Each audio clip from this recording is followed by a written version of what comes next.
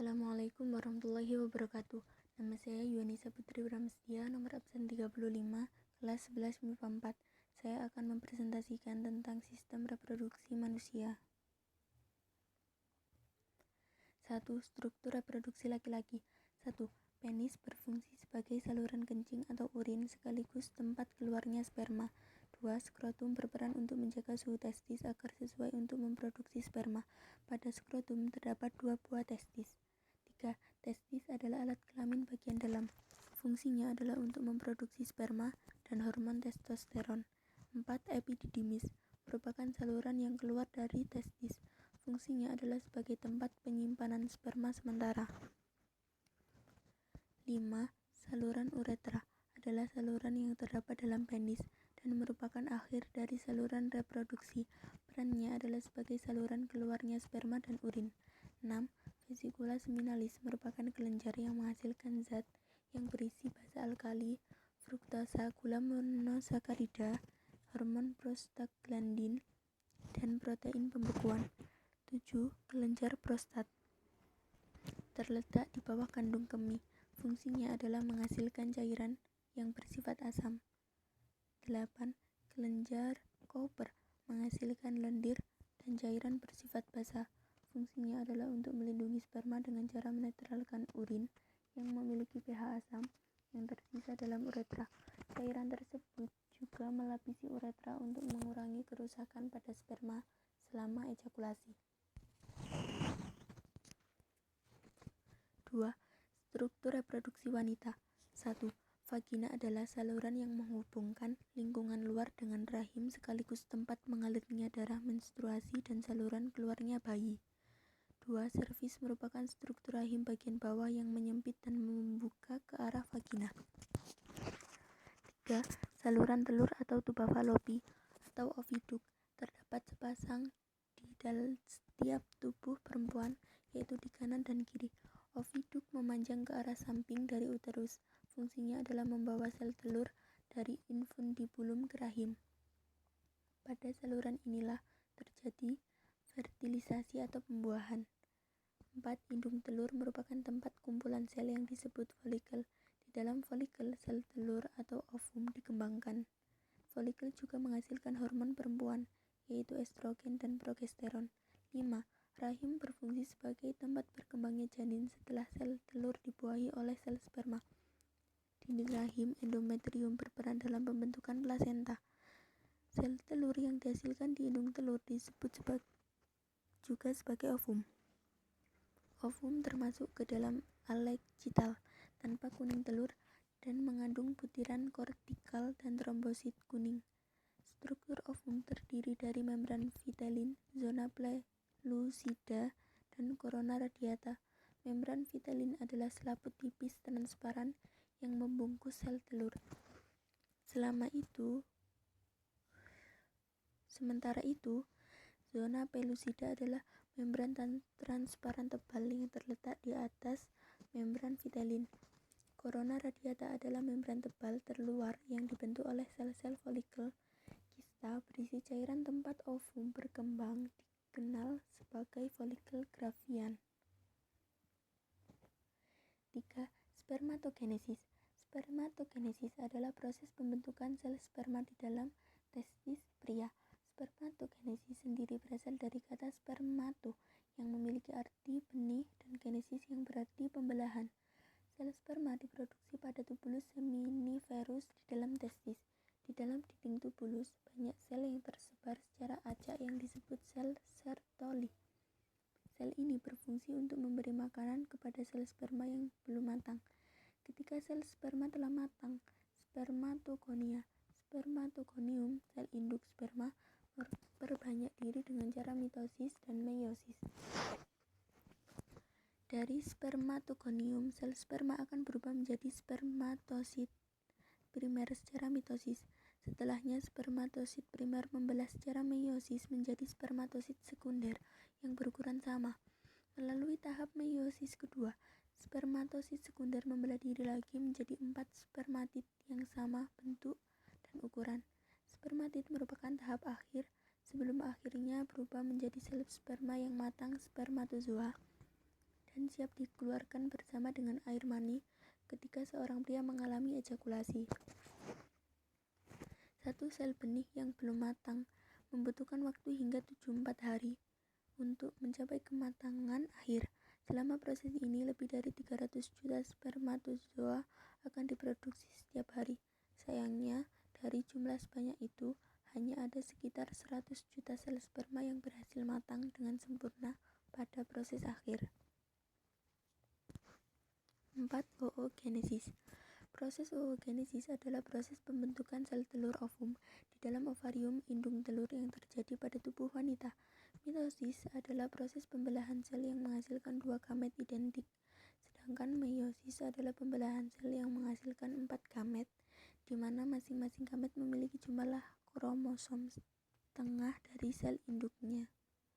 Hormon yang berperan dalam oogenesis diantaranya gonadotropin, releasing hormone (GnRH), luteinizing hormone (LH), dan follicle stimulating hormone (FSH). 5. Menstruasi. Menstruasi adalah proses keluarnya darah dari vagina yang terjadi diakibatkan siklus bulanan alami pada tubuh wanita. Siklus ini merupakan proses organ reproduksi wanita untuk bersiap jika terjadi kehamilan. Persiapan ini ditandai dengan penebalan dinding rahim endometrium yang berisi pembuluh darah. Jika tidak terjadi kehamilan, endometrium akan mengalami peluruhan dan keluar bersama darah melalui vagina. Siklus ini berjalan sekitar 4 minggu, dimulai sejak hari pertama menstruasi hingga hari pertama menstruasi berikutnya tiba. Siklus menstruasi pada seorang wanita diatur oleh berbagai hormon, baik yang dihasilkan oleh organ reproduksi maupun kelenjar lain. Beberapa hormon yang terlibat adalah GnRH, gonadotropin releasing hormone (FSH), follicle stimulating hormone (LH), luteinizing hormone, estrogen, dan progesteron. Berdasarkan perubahan kondisi rahim dan konsentrasi hormon, siklus menstruasi dibagi menjadi beberapa fase, yaitu 1.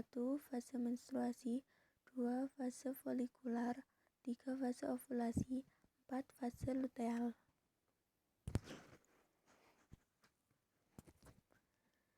6. Kehamilan.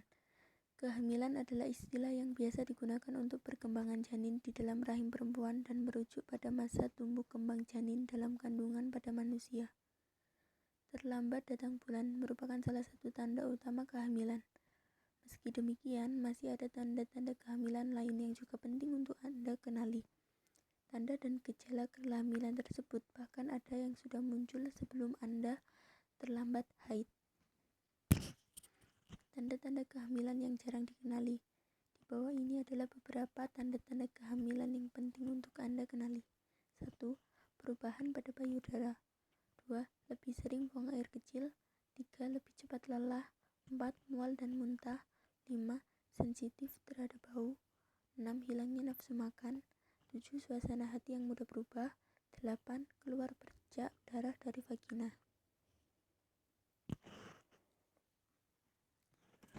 7. Kelahiran. Proses kelahiran adalah proses lahirnya janin dari dalam kandungan ibu ke dunia. Dimulai dari tanda-tanda kelahiran, rasa mulas yang berangsur-angsur makin sering, makin lama dan makin kuat. Rahim terasa kencang, keluarnya lendir bercampur darah dari jalan lahir vagina. Keluarnya cairan ketuban yang berwarna jernih kekuningan dari jalan lahir dan merasa seperti mau buang air besar bila bayi akan lahir. Hingga lahirnya bayi, pemotongan tali pusar, dan keluarnya plasenta. Seorang ibu yang melahirkan bisa ditolong oleh lebih dari satu jenis penolong, misalnya dukun bersalin dan bidan. Kelahiran adalah ketika lahirnya janin berusia 5 bulan, 22 minggu ke atas. Bila lahirnya janin kurang dari 5 bulan dinamakan abortus atau keguguran.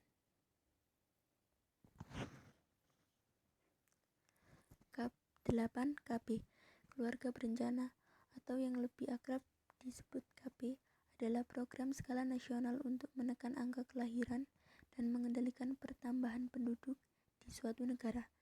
Berikut alat kontrasepsi yang paling sering digunakan.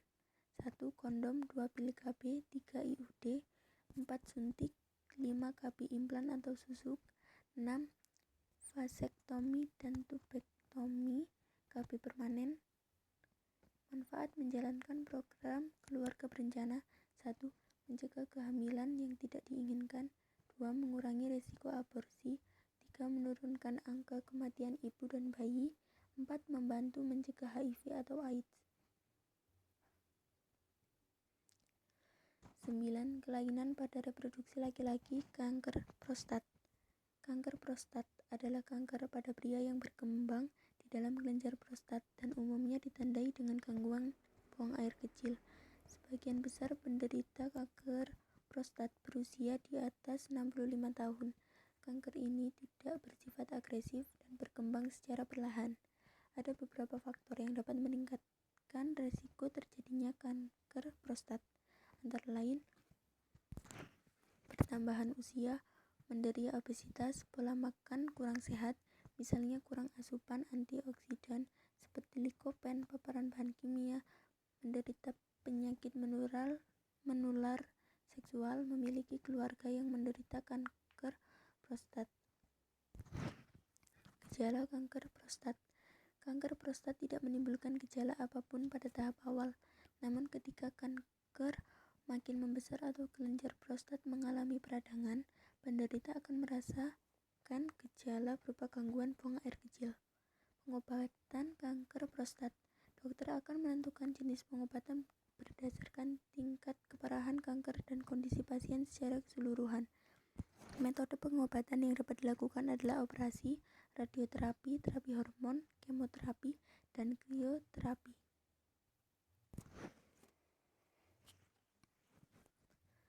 10. Kelainan pada reproduksi wanita, miom. Uterine fibroid atau miom adalah benjolan atau tumor jinak yang tumbuh di rahim. Miom atau fibroid uterus dapat tumbuh di dinding rahim bagian dalam maupun bagian luar. Penyebab miom belum diketahui dengan pasti, namun ada beberapa hal yang dapat meningkatkan risiko munculnya miom. Salah satunya adalah peningkatan hormon estrogen, misalnya pada siklus menstruasi atau kehamilan.